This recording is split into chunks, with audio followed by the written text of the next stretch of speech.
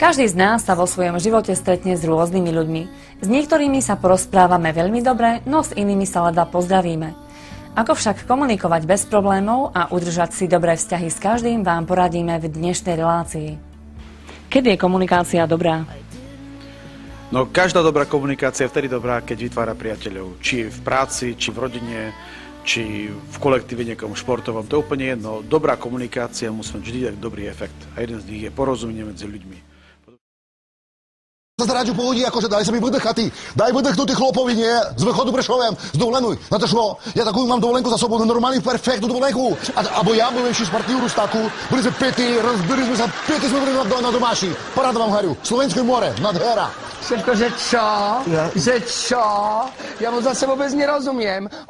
Komunikácia je vtedy dobrá, ak človek nielen príjma to, čo mu druhý hovorí, ale takisto aj on vysiela nejaké informácie. To znamená, že je to obojstranná komunikácia z jednej strany na druhú, ako obojsmerná ulica.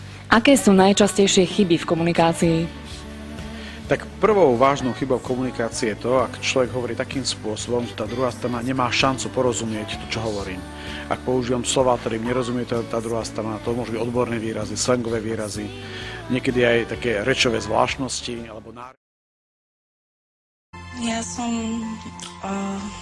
sa venovala extrémne charizmatickým prúdom, transcendentálnym meditáciám vlastne.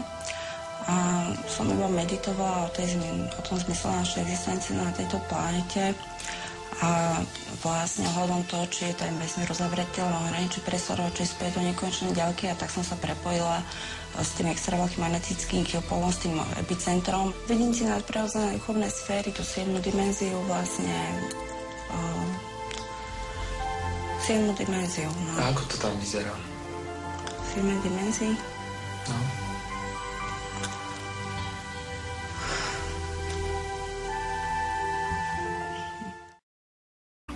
Ďalšia veľká chyba je tá, keď hovorí jedna strana a tá druhá strana mu žiadnym spôsobom nedáva najavo, že pochopila, čo bolo povedané, čo bolo prijaté. Lebo v tej chvíli ja nemám istotu, že to, čo hovorím, je pochopené a potom sa to aj urobí na tej druhej strane. No a samozrejme veľká chyba je tá, keď hovorí iba jedna strana, keď je to iba jednostranný monológ a monológ a monológ. Ten dialog je predsa lepší a príjemnejší. Raz jeden hovorí, potom druhý hovorí a potom je to také rovnováhe. Dal vysvetliť niektorým sudcom, ktorí sú... A kto vám to vysvetľoval? Napríklad štátny tajomník, pán doktor Hudák, ktorý robí sudcu už myslím skoro 30 rokov. V Žiline. Nie, on je štátny tajomník tu, a v Bratislave.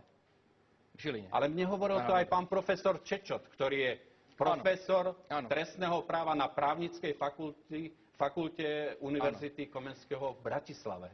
Nedávno povedal, že sme prijali tak prísny trestný zákon, že nám budú utekať vrahovia a útočníci do Rakúska páchať trestné činy. Veď sa spýtajte ľudí, ktorí v súdnictve robia 10, 20, 30 rokov a vy každého posudzujete. Veď sa spýtajte ľudí, ktorí sú v súdnej rade, čo si myslia o jeho odbornosti. Ja budem ešte reakcia na pána Lipšic.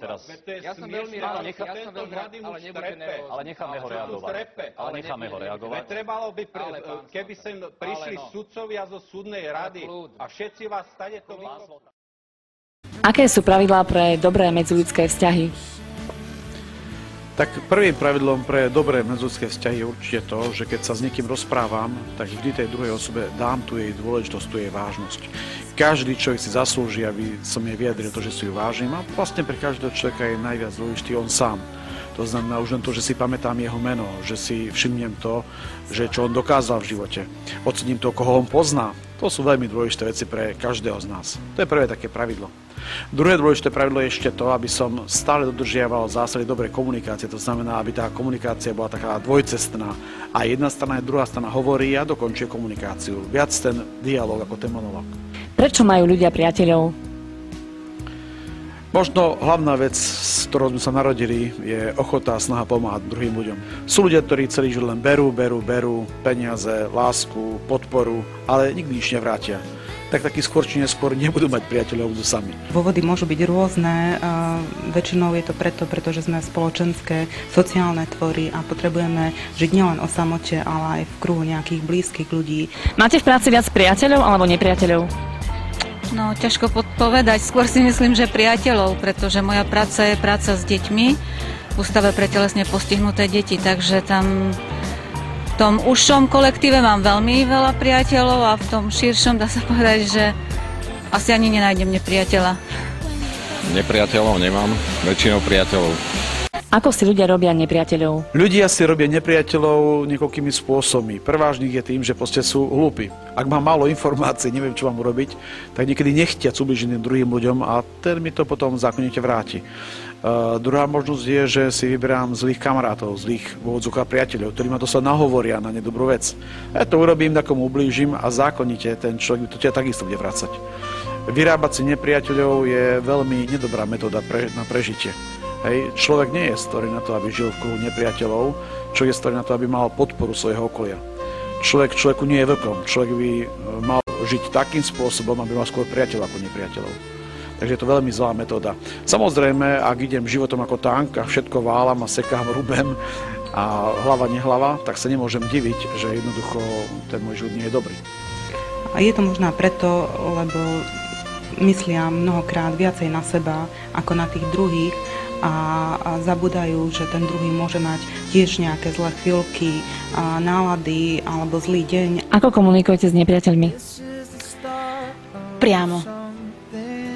Nesnažíme sa byť nejako my nepriateľmi, skôr sa snažíme, aby oni boli našimi priateľmi a nie nepriateľmi. Keďže ich nemám, ťažko povedať. Tak vychádzam sa s nimi vychádzať stále s každým, keď je to aj nepriateľ, tak asi v dobrom.